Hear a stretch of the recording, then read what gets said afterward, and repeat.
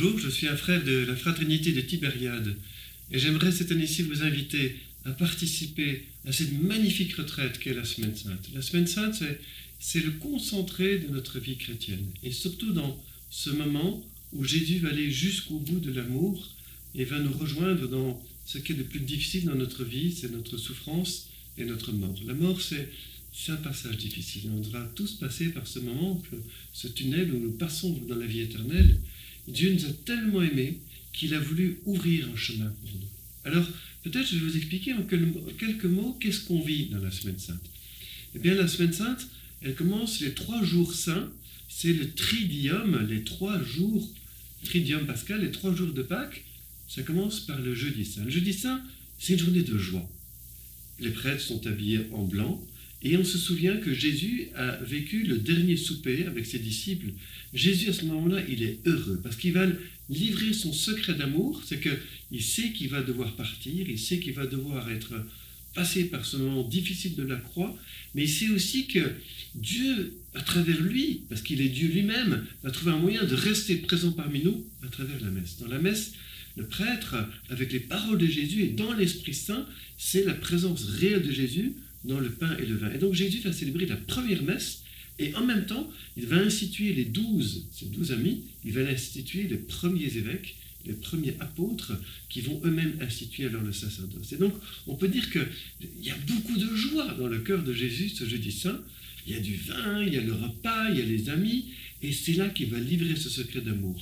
Faites ceci en mémoire de moi, et je resterai présent parmi vous. Et puis après ce repas, on bascule dans le moment douloureux où ce qu'on appelle l'agonie de Jésus à Gethsémani, donc la nuit du jeudi au vendredi, Jésus va dans le jardin des Oliviers, il sait qu'il est en train d'être trahi par un des 12, par Judas, et il va prier, demander à son Père, mais Père, aide-moi.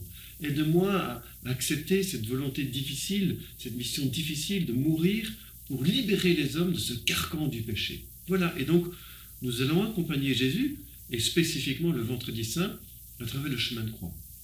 Vous savez, le chemin de croix, c'est accompagner Jésus.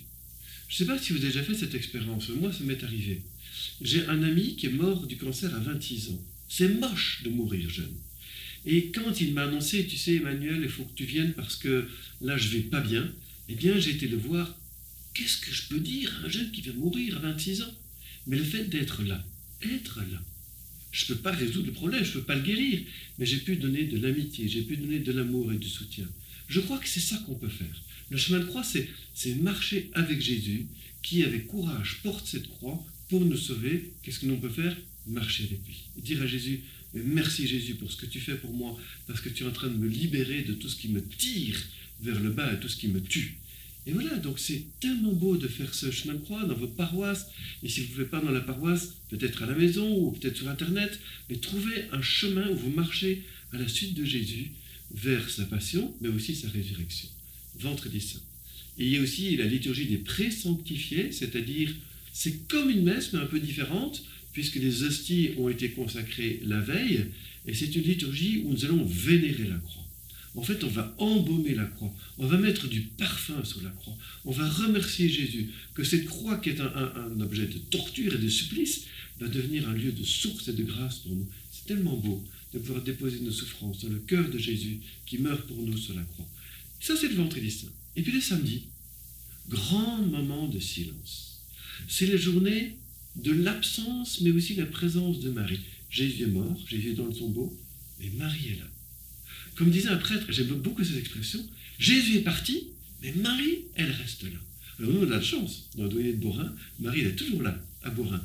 Eh bien, c'est peut-être le jour où je peux aller au sanctuaire pour être avec Marie. Attendre que Dieu fasse quelque chose. C'est pas possible que tout se termine de manière moche à travers la mort de Jésus et qu'il ait déposé un corps mort dans le tombeau. C'est pas possible que cela soit la fin de l'histoire. Marie avait deviné que Dieu allait faire quelque chose dans son fils Jésus. Marie attend. Et puis, ce mystère de Pâques, où la mort n'est pas la fin, où justement ce tombeau est ouvert, où Jésus sort de ce tombeau, et je crois que la résurrection, ça a été un moment d'immense lumière, mais dans un silence. Pas un Big Bang qui a fait beaucoup de bruit spectaculaire, mais ça a été la victoire de la lumière sur les ténèbres. Un peu comme un lever de soleil après une nuit qui a été trop longue. Eh bien, il y a cette lumière qui vient éclabousser les ténèbres dans un silence majestueux. Je crois que c'est ça la résurrection.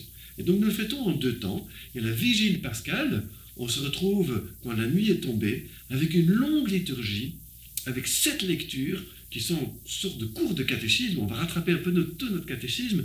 7 lectures de l'Ancien Testament qui nous montrent que Dieu avait préparé son peuple juif, le peuple hébreu, à acquérir la révélation que Dieu, en son Fils, allait mourir pour nous sauver. Et donc, c'est une longue liturgie, c'est une belle catéchèse, et surtout le cœur de cette liturgie, de la vigile pascale, c'est le baptême. Parfois, il y a des baptêmes d'adultes, et ça nous montre que ces adultes choisissent Jésus, ils sont comme ensevelis dans le tombeau, dans l'eau du baptême, et ils ressuscitent avec le Christ dans cette vie nouvelle. Ça, c'est toute la liturgie de Pâques la nuit, et nous sommes réinvités le lendemain matin pour la messe solennelle du dimanche, où nous célébrons la résurrection, et là on a cette magnifique évangile de Marie-Madeleine, les autres qui courent au tombeau pour aller embaumer le corps de Jésus, parce qu'elles ont dû le faire vite le vendredi soir, et elles voulaient encore parfumer le corps de Jésus, au lieu de trouver un corps mort, elles rencontrent Jésus ressuscité.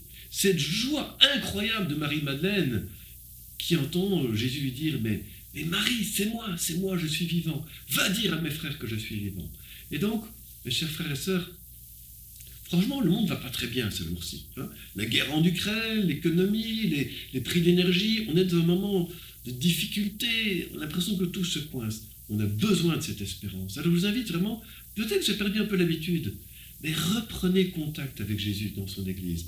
Assistez à une liturgie, allez voir sur les horaires de notre site internet des paroisses pour revivre un temps avec le Seigneur. Et c'est vous donnera sa grâce de passer de quelque chose qui est difficile, souffrant, à une espérance, à une résurrection.